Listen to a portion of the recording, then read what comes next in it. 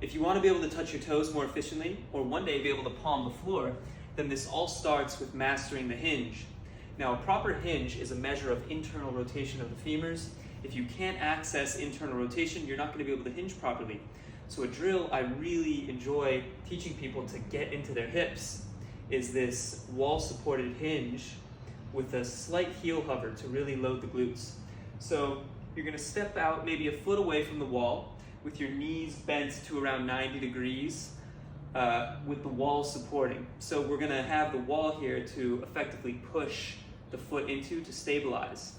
Now, we're going to keep a slight knee bend on the working side leg, and then we're going to sit the butt back as we pull the butt up in the air and our torso hinges forward. Okay, we don't want to just sit the butt back toward the wall because this takes off tension in the glutes.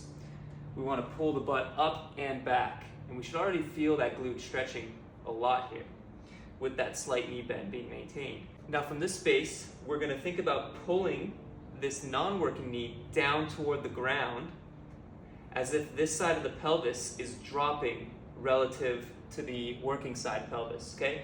Now we should feel this really light up the glute back here. From here, we can actually hold isometrically, shifting our center of mass forward into the toes, which really lights up the glute. We can even hover the heel. And now we're just hanging out here, making sure we're not losing tension and just rounding.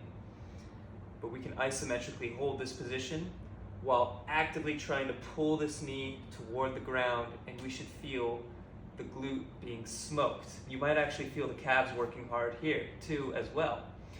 We can even do some pulsing motions where we're moving up and down through end range.